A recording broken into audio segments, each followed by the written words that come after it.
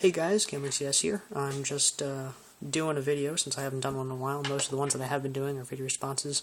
Why do my hands look so far close? This is ridiculous. Alright, must be zoomed in. Hold on. Nope. That's as zoomed out as it gets.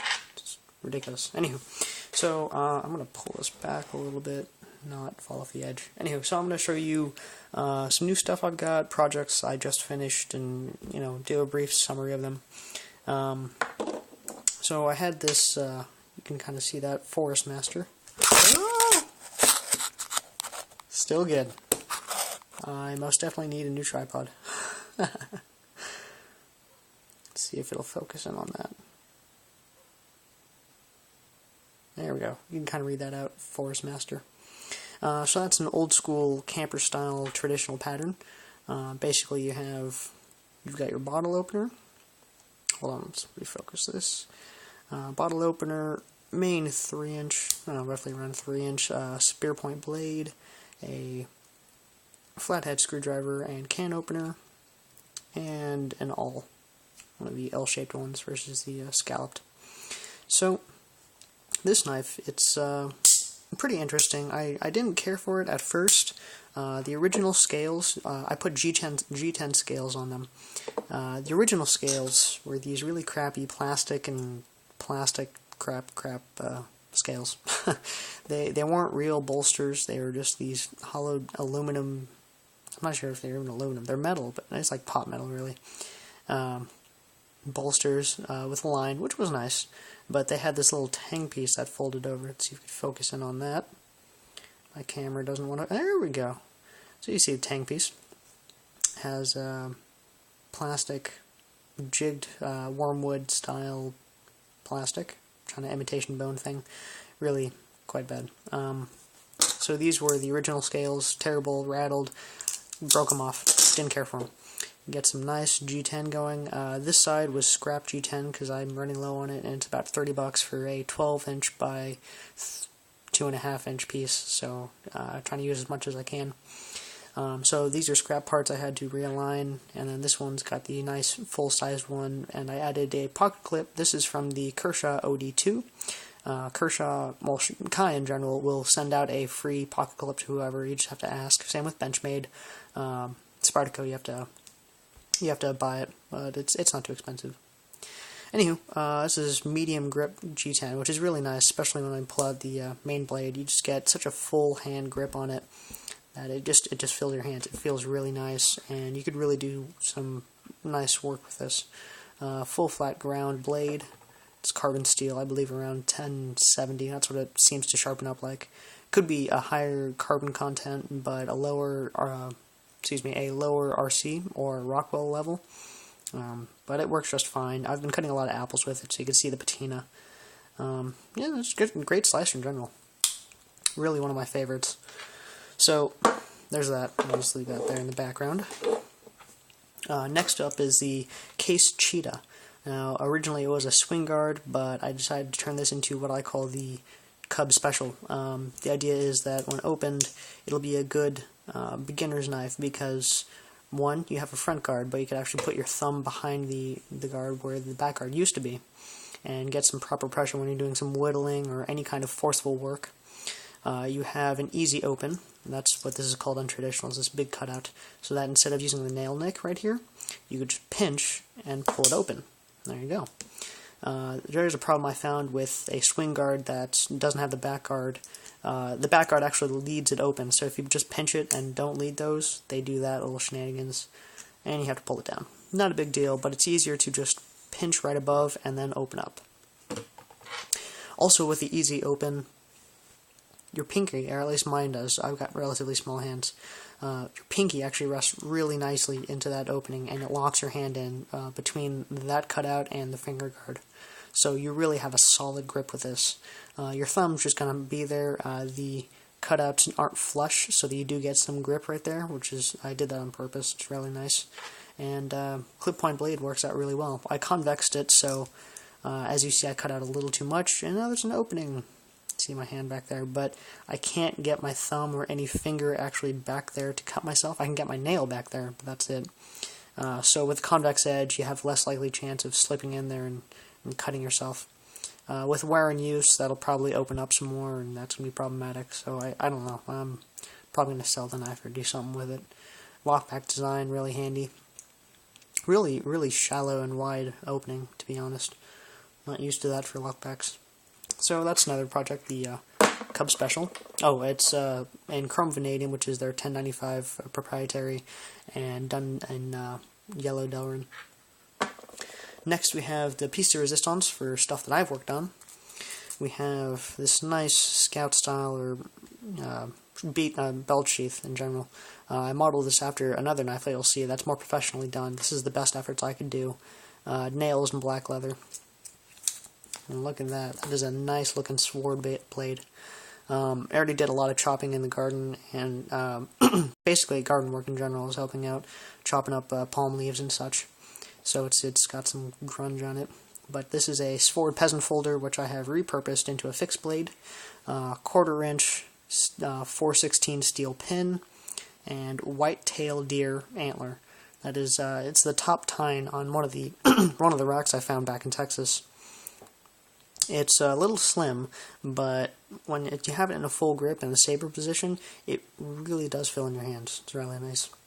You can see the tang back there, just kind of fills in.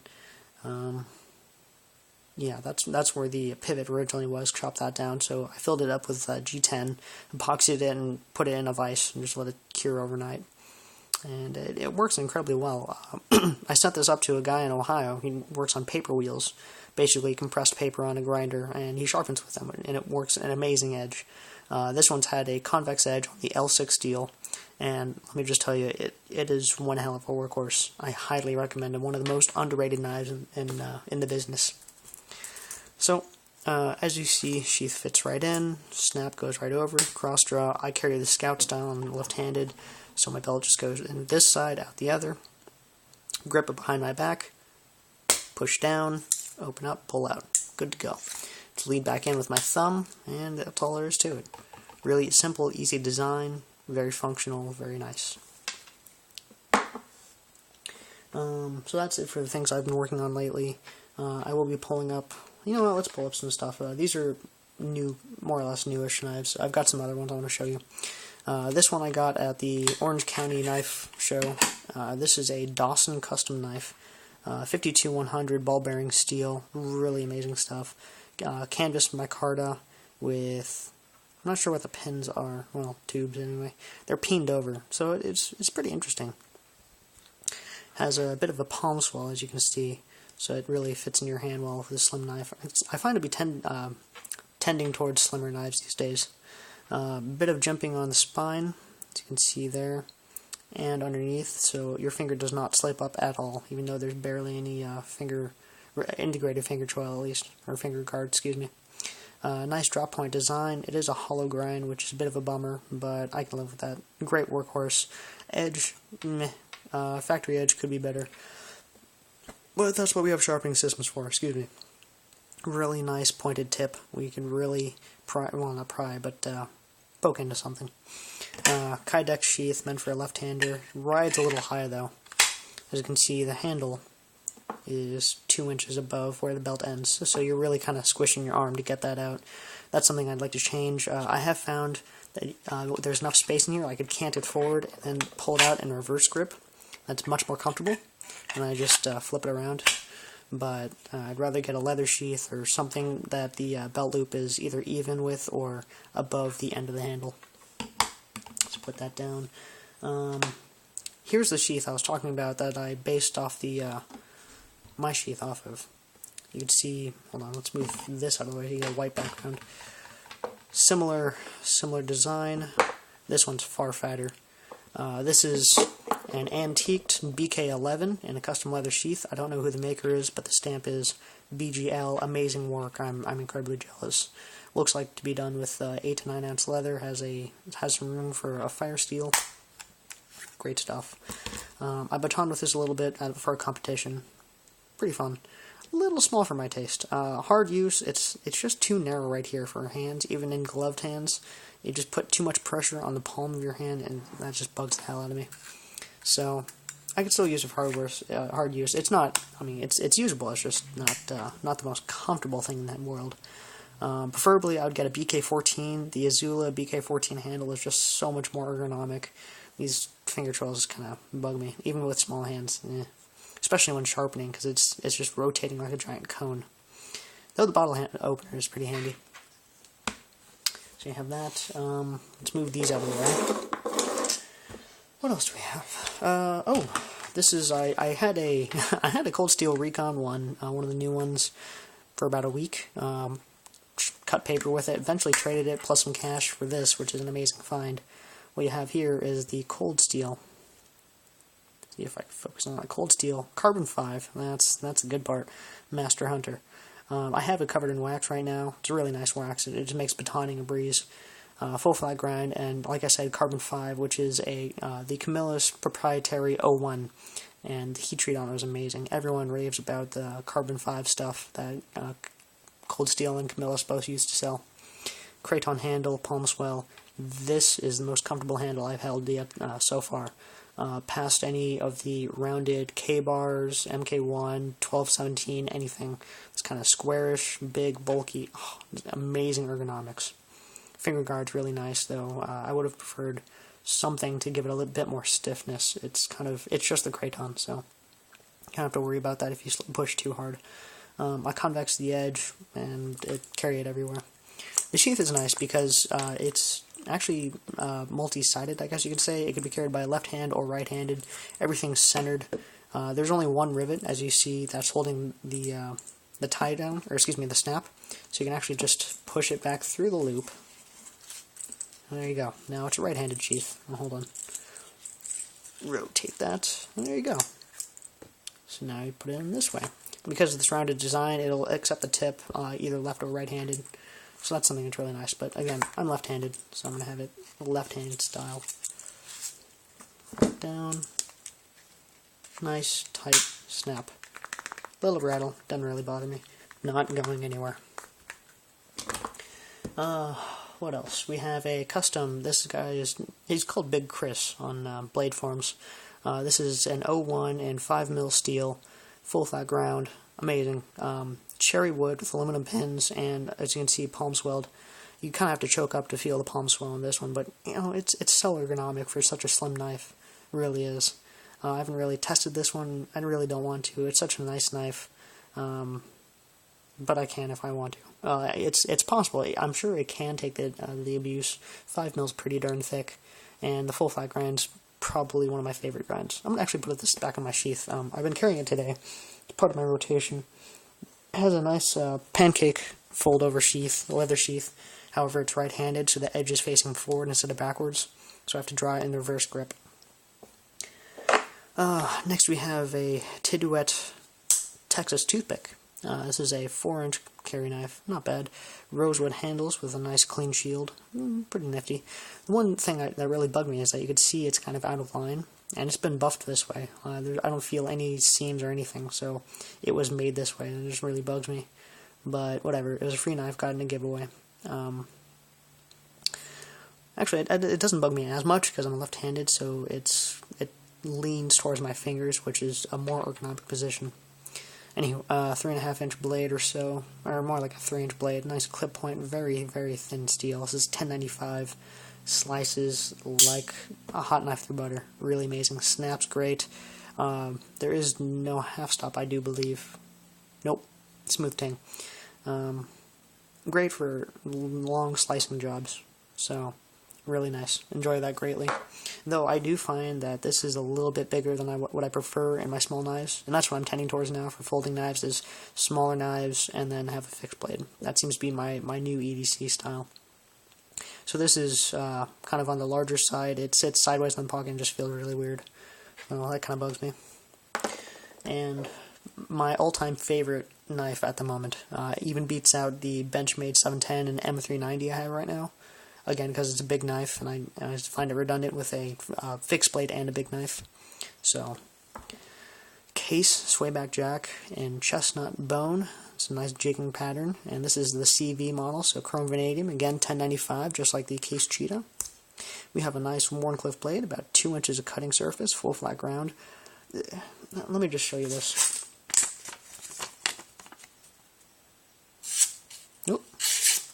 Alright, there we go. See, I can twist and turn as much as I want, not going to do a thing. No, that was terrible. Huh. Ow, that clipped my nail. Whatever. So, aside from my terrible cutting demonstration, it's relatively sharp. You have that Wharncliffe, like I showed you before, and then you also have a pen blade. I actually have it in the reverse in that if I have any hard cutting task, I'll put it on the pen blade because I really don't care about it. Honestly, if they had the swayback gent, which is just the Wharncliffe blade in this pattern, in a chrome vanadium, I would have much preferred that, but they don't, so I had to go with the swayback jack. Has a pen blade, really not my thing. So anything that I'm afraid to use a knife for, boom, there you go. Scrapper blade. And then save this one for all the nice stuff. This one is sharpened slightly more obtuse than the other one, though, so it should still cut pretty well. There you go. Get a